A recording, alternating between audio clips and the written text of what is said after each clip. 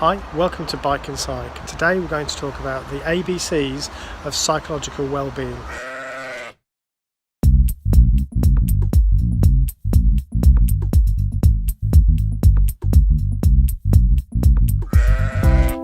Hi, welcome to Bike and Psych.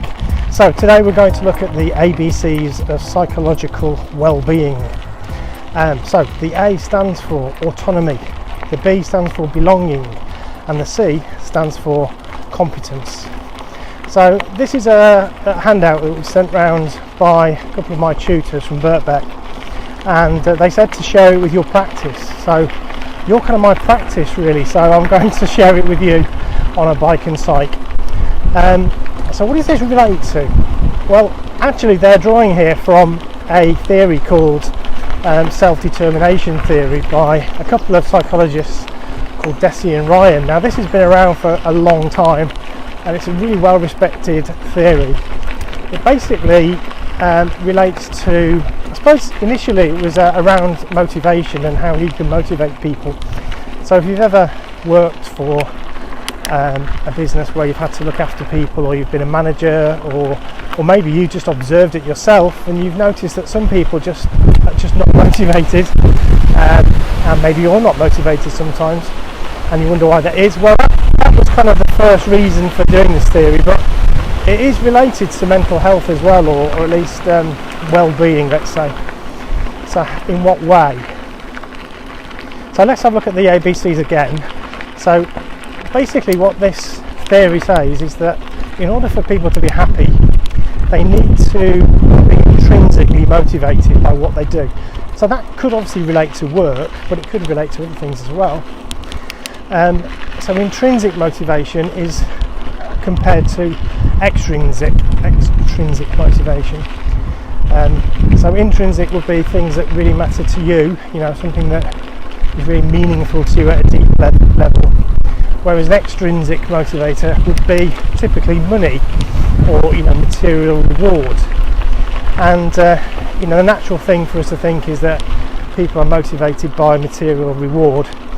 But what they found was that if people are satisfied through intrinsic motivation, it makes them much more willing to do what it takes, if you like, and work harder. And they kind of do it because they want to. And this links to mental health because people are much happier when they're doing things that are related to their intrinsic motivations. In fact, this was so important to Deci and Ryan that they described these three elements. In fact, they didn't call it the ABCs, they identified it as autonomy, relatedness instead of belonging, and competence. So I think my tutors have tweaked it a bit to make it a bit easier to remember, the ABCs. But essentially it's the same thing. Deci and Ryan are two very interesting characters. They started off as behavioural psychologists. Now behavioural psychologists, in a way, it's all about extrinsic reward. It's kind of, you're giving people an extrinsic reward, like a bonus, or if it's an animal, some sort of reward like food or a treat. And it was believed by the behaviourists, this is a branch of psychology around the 1950s, kind of became very popular. They believed that was it, that was our psychology. It was just basically, it's all about reward, positive reinforcement and all that. And Deci and Ryan were kind of in that school, but they also were influenced by the other group of psychologists called the humanists. They were frustrated that the humanists just kind of talked about theory and never actually did any experiments. So they kind of decided to do an experiment.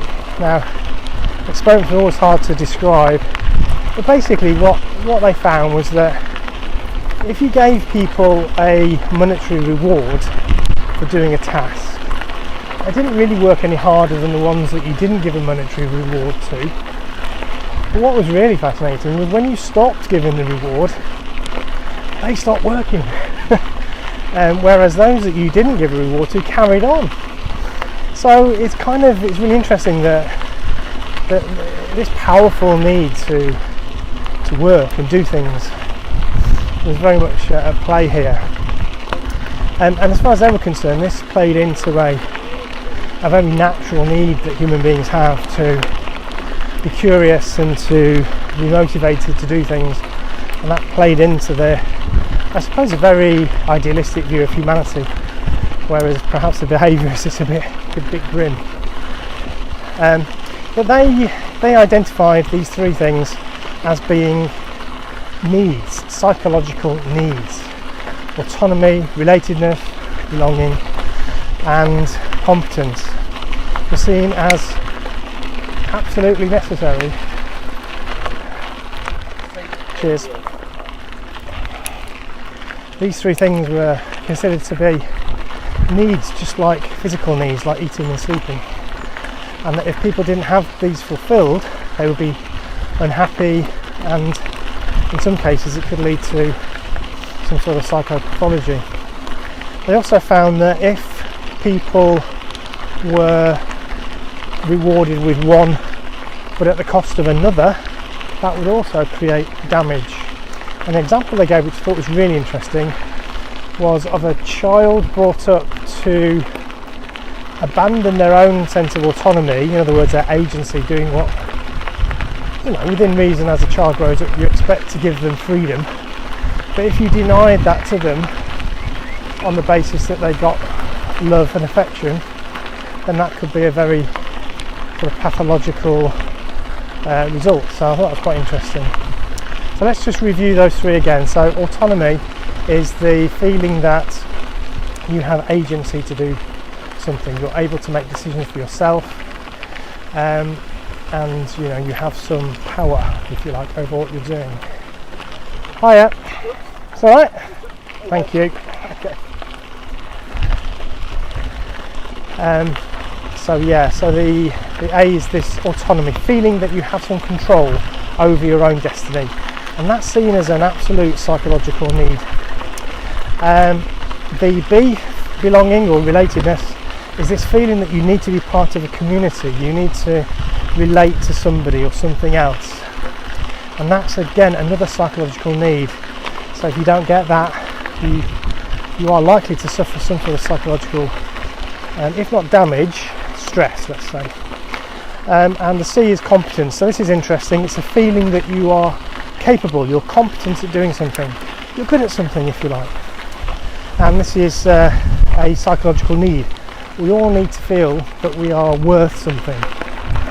So if you put those three together, I guess it's kind of no surprise that to have good mental health, you need to feel that you have some control over yourself and what you're doing. You have that feeling of autonomy, you have some control over what you're doing. You have that feeling of belonging, you have a place and you can relate to other people and a community of some sort. And the C is this feeling of worth, that you're competent, you're good at something, you can do something, you've got some self-esteem. And this comes out again and again in all sorts of research, including some that I'm doing currently on recovering from or leaving a high control religion. It's absolutely right there as well. So those are the three ABCs, if you like, or those are the ABCs. Now when it comes to our current situation, the reason that my tutor sent this round was because obviously at the moment people might be feeling some stress, and that's partly because maybe they're feeling that their sense of autonomy has been reduced. We've not been able to go outside, there's still things we can't do. That can cause stress and anxiety. You can see how that relates. If you feel that you can't go anywhere, you're stuck at home, you can't do your job, you've got restrictions, and that obviously affects your feelings of autonomy.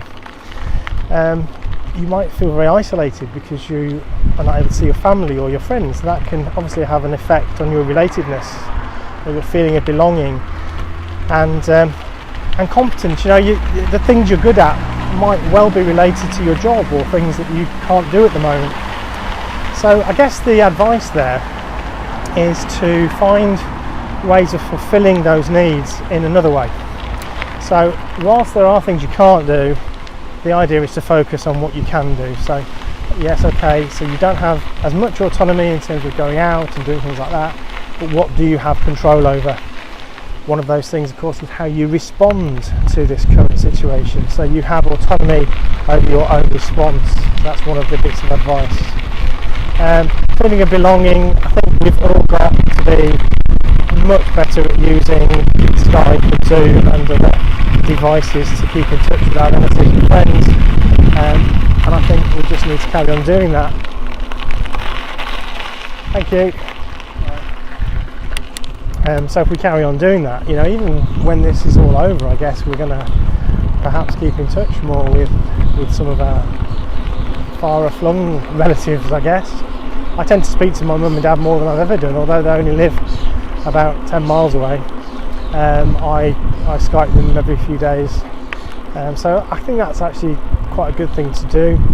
And this competence, you know, one of the things that we have, I guess, an opportunity to do is to try things that we've not had time to do before. So one of the great things on Facebook that if you're interested, I recommend you check it out, is called the Lockdown Gallery, and that's just an opportunity for people to express themselves creatively, but it means people are able to express themselves in ways that is kind of important to them. So that's another thing to consider. But again, rather than worrying about what we're not able to do, the idea of competence in this situation is to think, right, what can I do? How can I excel? What can I do that will demonstrate that? Right, so it's getting windy again now, so I think I'm going to wrap it up there. So thank you very much for listening to Psych. Please subscribe, and we'll talk about more psychology next time. Thank you.